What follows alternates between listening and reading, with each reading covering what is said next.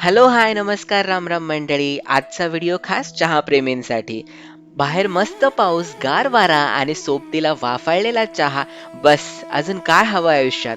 पण याच पावसाळ्यात तुमच्या नेहमीच्या चहाची चव 10 पटीने वाढवण्यासाठी आज आपण बनवतोय वर्षभर टिकणारा असा खास शाही चहाचा मसाला. तर त्यासाठी हा व्हिडिओ शेवटपर्यंत नक्की बघा. चला तर मग सुरुवात करूयात रेसिपीला. सगळ्यात आधी आपण सुके मसाले हलकेसे भाजून घेणार आहोत. त्यासाठी एक कढई गरम करायला ठेवली होती. आता यामध्ये आपण घालूयात सुकवलेल्या गुलाबाच्या पाकळ्या. त्यानंतर यामध्ये आपल्याला घालवायच्या आहेत सुकलेल्या तुळशीची पानं. आता इथे आपण 5 ग्रॅम गुलाबाच्या पाकळ्या घेतलेल्या आहेत आणि 20 ते 25 आपण तुळशीची पानं घेतलेली आहेत. हे दोनही गोष्टी आपण उन्हाळ्यामध्ये व्यवस्थित स्वच्छ करून याला सुकून घेतलेलं होतं. तर इथे आपण घरच्याच गुलाबाच्या पाकळ्या आणि तुळशीची पानं वापरलेली आहेत. पण जर तुमच्याकडे गुलाबाच्या पाकळ्या किंवा तुळशीची पानं सुकवलेली नसतील तर हे दोनही जिन्नस बाजारामध्ये अगदी सहज उपलब्ध आहेत. तुम्ही त्याचा वापर सुद्धा इथे करू शकता. आता तुम्ही बघू शकता अगदी स्लो फ्लेमवरती याचा हलकासा सुगंध येईपर्यंत आपल्याला याला गरम करून घ्यायचं आहे. खूप जास्त आपल्याला गरम करायचं नाहीये. आता ह्या दोनही गुलाबाच्या पाकळ्या आणि तुळशीची पानं छान गरम झालेली आहेत. आता आपण याला काढून घेऊयात. आता याच कढईमध्ये आपण बाकीचे खडे मसाले सुद्धा भाजून घेणार आहोत. तर सगळ्यात आधी घेऊयात 15 ग्रॅम हिरवी वेलची. त्यानंतर आपल्याला घालायचे आहे 5 ग्रॅम लवंगा. त्यानंतर आपण घालणार आहोत 5 ग्रॅम काळी मिरी. आता यानंतर आपल्याला यात घालायचे आहे 5 ग्रॅम मसाला बडीशेप. त्यानंतर आपण यामध्ये घालणार आहोत 3 ते 4 मसाला वेलची. आता आपण यामध्ये घालणार आहोत 5 ग्रॅम दालचिनी. याचे आपण बारीक तुकडे करून घेतलेले आहेत. आता आपण यामध्ये घालूयात 5 ग्रॅम जायफळ.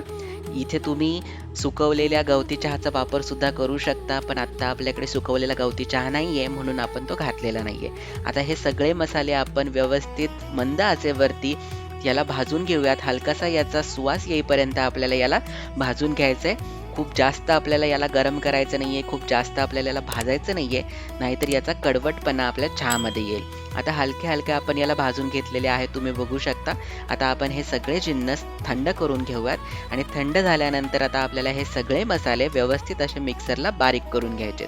आता मिक्सरला बारीक करण्यासाठी सगळ्यात आधी आपण घेतलेले आहेत खडे मसाले, जे आपण मिक्सरच्या भांड्यामध्ये घेऊयात आणि याला आपण बारीक वाटून घेणार आहोत. आता हे छान बारीक वाटून झालेले आहेत. आता यामध्ये आपण घातलेली आहे 5 ग्रॅम ज्येष्ठ मधाची पावडर. त्यानंतर आपल्याला यामध्ये घालायचे आहे 15 ग्रॅम सुकवलेल्या आल्याची पावडर किंवा सुंठ.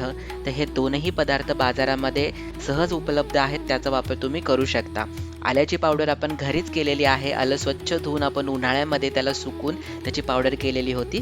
त्यानंतर आपण यामध्ये घातलेले आहेत गुलाबाच्या पाकळ्या आणि तुळशीची पानं जी आपण भाजून घेतलेली होती आणि या सगळ्याची आपण मिक्सरला छान अशी बारीक पावडर तयार करून घेतलेली आहे.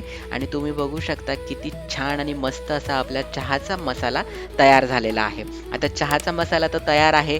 चला आता पटकन आपण चहा तयार करूयात.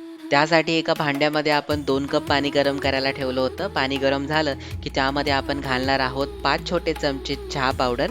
त्यानंतर यामध्ये आपण घालूयात 3 चमचे साखर. तुम्ही चहा किती गोड पिता त्याप्रमाणे तुम्ही साखर कमी जास्त करू शकता. इथे आपण 5 कप चहा तयार करणार आहोत, त्याप्रमाणे आपण इथे चहा साखरेचं प्रमाण घेतलेलं आहे.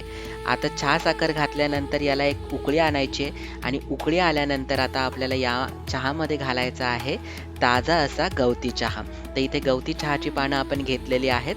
आता गवती चहा यामध्ये घातल्यानंतर आपल्याला आता घालायचा आहे आपला मेन इन्ग्रेडियंट, तो म्हणजे आपला चहाचा मसाला, ज्याने आपल्या चहाची चव 10 पटीने वाढणार आहे. तर इथे आपण अर्धा चमचा चहाचा मसाला घातलेला आहे. आता याला आपण व्यवस्थित असं उकळून घेणार आहोत. तर अशाच नवनवीन आणि चविष्ट रेसिपी बघायला जर तुम्हाला आवडत असतील तर आपल्या यूट्यूब चॅनेल द फ्लेवर मराठीला सबस्क्राईब करायला विसरू नका. आणि तुम्हाला जर आपले व्हिडिओज आवडत असतील तर लाईक, शेअर आणि कमेंट नक्की करा, कारण यामुळेच आपले व्हिडिओज इतरांपर्यंत पोहोचायला मदत होते. आता तुम्ही बघू शकता छान अशी आपल्या चहाला उकळी आलेली आहे. आता यामध्ये आपण घालणार आहोत दूध. तर इथे आपण 3 कप दुधाचा वापर करणार आहोत. आपल्याला 5 कप चहा करायचा होता, त्यासाठी आपण 2 कप पाणी घेतलं होतं आणि 3 कप आपण दूध घेतलेलं आहे. आता दूध घातल्यानंतर या चहाला उकळी आली की आपला सुगंधित वाफाळलेला मस्त असा चहा तयार आहे.